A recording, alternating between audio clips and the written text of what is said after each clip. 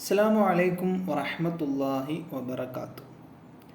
നമ്മൾ പലതും സ്വപ്നം കാണലുണ്ട് അല്ലേ. നമ്മൾ പ്രതീക്ഷിക്കാത്ത കാര്യങ്ങളായിരിക്കും ചിലപ്പോൾ സ്വപ്നം കാണുക. നമ്മൾ മനസ്സിൽ വിചാരിക്കാത്ത പല കാര്യങ്ങളും സ്വപ്നത്തിൽ കാണാറുണ്ട്.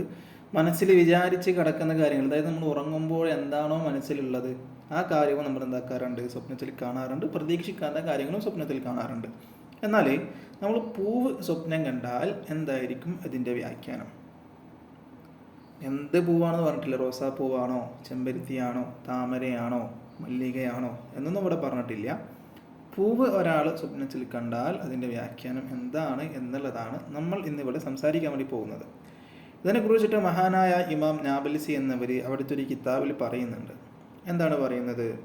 ഒരാൾ സ്വപ്നത്തിൽ പൂവ് കണ്ടാൽ അതിൻ്റെ വ്യാഖ്യാനം ഭംഗിയുള്ള സ്ത്രീ എന്നാണ്. പൂവ് എന്നുള്ളൊരു മനോഹരമായൊരു സംഭവമാണല്ലോ. അപ്പോൾ ഒരു പൂവ് ഒരാൾ സ്വപ്നത്തിൽ കണ്ടാൽ ഏത് പൂവാണ്, ഏത് തരത്തിലുള്ള, ഏത് ഇനത്തിൽപ്പെട്ട പൂവാണെന്ന് പറഞ്ഞിട്ടില്ല. ഒരു പൂവ് ഒരാൾ സ്വപ്നത്തിൽ കണ്ടാൽ അതിൻ്റെ വ്യാഖ്യാനമായിട്ട് മഹാനായ ഇമാം നാബൽസി എന്നവർ പറയുന്നത് ഭംഗിയുള്ള സ്ത്രീ എന്നാണ്. ഇനി പൂവ് ഏതാണ്, നിറം ഏതാണ് എന്നതനുസരിച്ചിട്ട് അതിൻ്റെ വ്യാഖ്യാനം മാറും.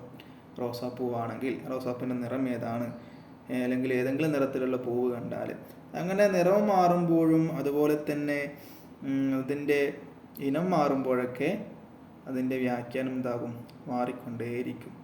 ഓക്കെ, അപ്പോൾ ഇവിടെ പറഞ്ഞത് പൂ മൊത്തത്തിൽ സ്വപ്നം കണ്ടാൽ അതിൻ്റെ വ്യാഖ്യാനമായിട്ട് നാബൽസി എന്നവർ പറഞ്ഞത് ഭംഗിയുള്ള സ്ത്രീ എന്നാണ്. ഇൻഷാ അല്ലാഹ് അടുത്ത വീഡിയോ ആയിട്ട് വീണ്ടും കാണാം. അള്ളാഹു തൗഫീഖ് നൽകട്ടെ. അസ്സലാമു അലൈക്കും വറഹ്മത്തുള്ളാഹി വബറകാതുഹു.